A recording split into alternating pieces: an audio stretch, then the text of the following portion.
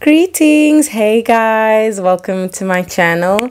If you are new here, greetings, hi. If not, welcome back. Thank you for subscribing. Thank you for being here. My name is Noni, for those of you who don't know, and this video I'm really excited to make is all about emotional independence. It's a part 2, jumping off of the first video I made on emotional independence, going deeper into different points that may help you on your journey, because emotional independence looks different on each of us as we grow and evolve and become older, based on the needs we have at the time, the person that we are at the time, and what's going on in our lives at the time. And when I speak of emotional independence, I'm talking about a healthy version of emotional independence that allows us to have healthy interdependence and healthy relationships with other people without being too hyper independent or too dependent on others. I hope you like it. If you make it to the end of the video, please remember to comment your top 3 favorite emojis. I love emojis. I'm like the queen of emojis. Right now, I'm still loving the little whale with the psh psh. So 3 of your favorite emojis if you make it to the end of the video. And remember to like and subscribe, because it helps the YouTube algorithm gods know exactly what you guys are vibing with. Okay.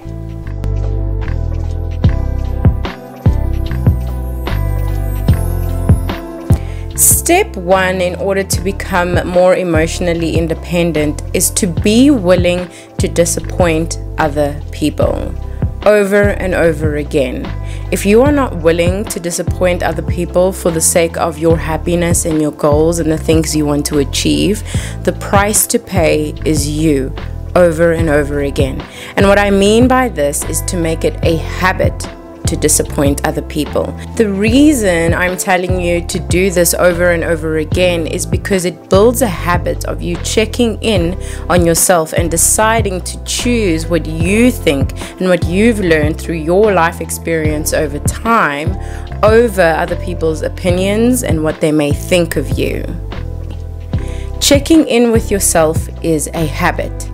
Checking in with yourself based on your life experience and research and the goals you want to achieve allows you to sort of dim the opinions of others and decide what you want and what is a good decision based on what you know about your life and the results you want to yield.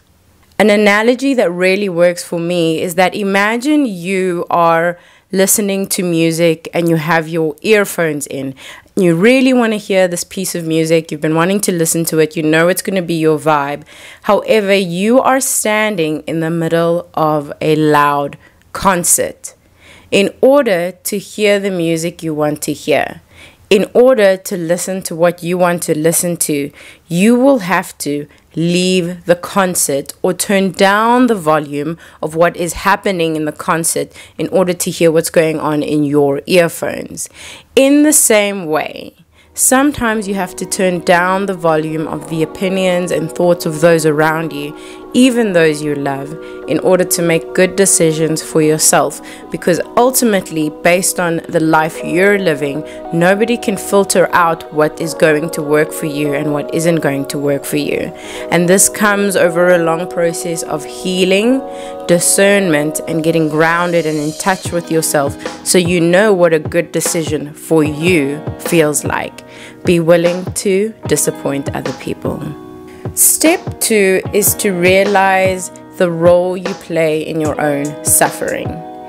If you are a people pleaser, not only are you manipulative, but you're also in an endless cycle of self-betrayal. If you are a people pleaser, which I understand is a trauma response based on what may have happened, not necessarily in your childhood, but some sort of abuse or difficulty in your home environment, which resulted in you becoming hypervigilant in order to become a people pleaser, I understand why that served you in that time of your life. However, as you get older, it leads to codependency. People who are codependent and can't think for themselves rely on other people's validation, especially those that they love, by becoming a chameleon. When you become a chameleon, you put yourself in this constant position to self-betray. When you self-betray, you build up resentment towards other people. You will resent other people because you feel that they are victimizing your kindness. But remember, kindness without honesty is just manipulation. So people pleasers are manipulators, but without malicious intent. You guys don't intend to hurt anybody. You feel that your kindness is being taken advantage of because you don't speak up for yourself, because you think that not showing up authentically will protect you. And it did at some point in your life, but that is no longer the case. So even though you feel resentful towards people for taking advantage of your kindness because you're not showing up authentically, you're trapped in the loop of still seeking their validation based on this big fear of abandonment and rejection. This loop can only be broken when you see yourself self-betraying in real time. And you can only see yourself betraying yourself in real time when you build self-awareness. And so the thing about being emotionally dependent is that it's about asking yourself and showing up for yourself and being honest with yourself about when you are being a martyr and when you are actually being yourself. It is about honesty, because honesty with the self leads to self-awareness, which then leads to actionable changes because you can see yourself betraying yourself in real time. People who are emotionally independent know what they desire and know what they value. But to come to know what you desire and what you value is to see your fears, recognizing your fears. Pay attention to your fears. Pay attention to your fears. I think it was Carl Jung that said, where your fear is, there your task is. Where your fear is, there your task is. If you are afraid, this will give you a very good indication of what you desire, what you want to happen, what you don't want to happen. And that is the direction in which you need to go in order to become emotionally independent. This means you will know your values. And when you know your values, you know what lines you'll cross, what lines you won't cross. If you are a chameleon and people pleaser, as I spoke about in the previous point, people will cross your boundaries even without you knowing, because you don't have any and because you don't know what they are. An emotionally independent person knows their own boundaries. They also know that those boundaries and lines are going to change over time. So where your fear is, there your task is. Write down your fears and then go towards them, because this will tell you where your value systems lie. This will tell you which lines can be crossed, can't be crossed with you. And this will give you a good indication of the kind of person you are and the kind of person you want to be, and what kind of people you will allow into your life as a result of that knowing.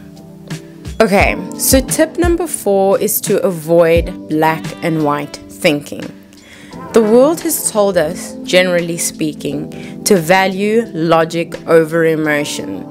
Now, I agree that in order to be a successful person in this very cutthroat world we live in, you need to know when to put your logic over your emotion and when to put boundaries over empathy.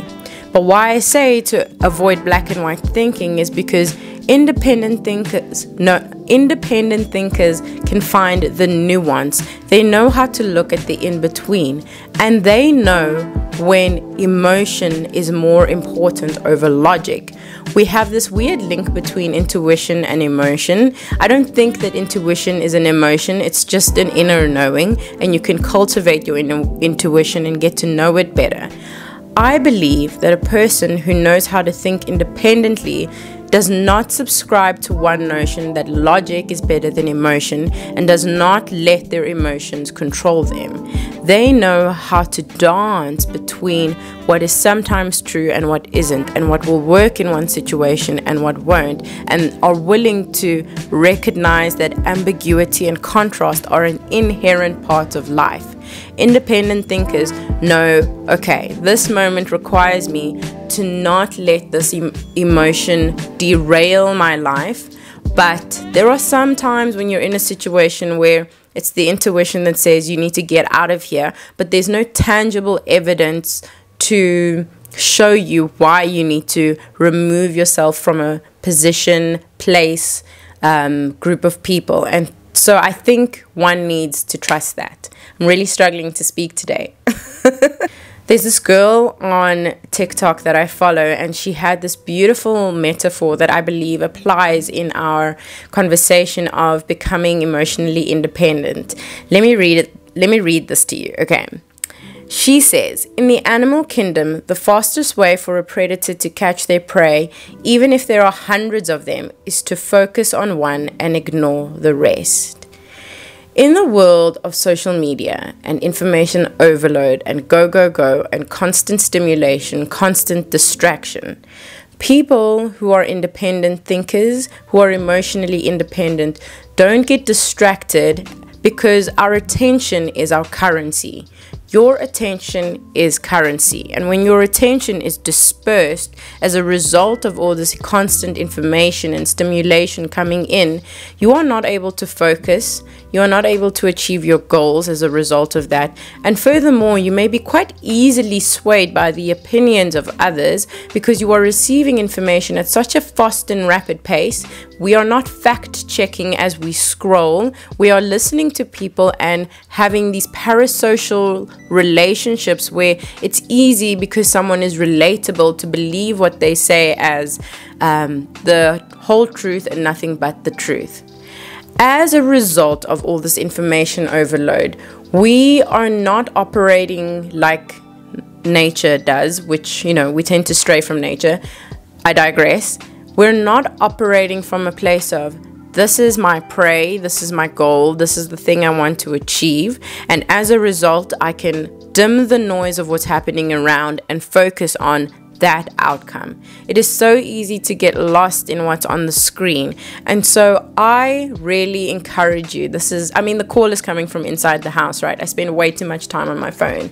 I encourage you to cultivate, if you see something that sparks joy or interest on the internet, I encourage you then to be able to formulate goals based on what sparks joy within you, but to do your research and to stop letting your attention and focus be pulled in so many directions, because at the end of the day, if you're trying to achieve 1,000 things at once, you're going to achieve nothing at all. An independent thinker knows when to stop and assess a thought as it comes in, or an opinion as it comes in from the screen, and not be able to take that as fact. Because when our thoughts and opinions are dispersed and our attention is dispersed, our emotions will follow. And as a result, our actions will also go in a dispersed, sort of disorganized fashion. Point number 6, and maybe it's a little bit of a controversial one, I don't know. But I think that it's okay to be territorial and choosy about what you've built, what you're building, and who gets access to information about what's coming next in your life and what has come previously. We are always teetering on this fine line when we share with other people, especially online. But it is okay to be choosy and territorial as a result of your life experience and what you want to build and what you have built already. The reason I say this is it is so easy to be taken advantage of when you are naive. And I have learned this the hard way so many times. You want to believe that people are inherently good, but no one is inherently good or bad. And so it is naive to believe that people are 100% bad, but it's even worse to believe that people are 100% good. This is to say, emotionally independent people know how to protect what's theirs so that it's not easily taken from them, so that they are not dependent on that which is external to keep what they have going afloat. It is really easy for people to project upon you and upon your life and upon your private things, what they think, and you can feel that energy. I definitely believe that we allow certain things in and out.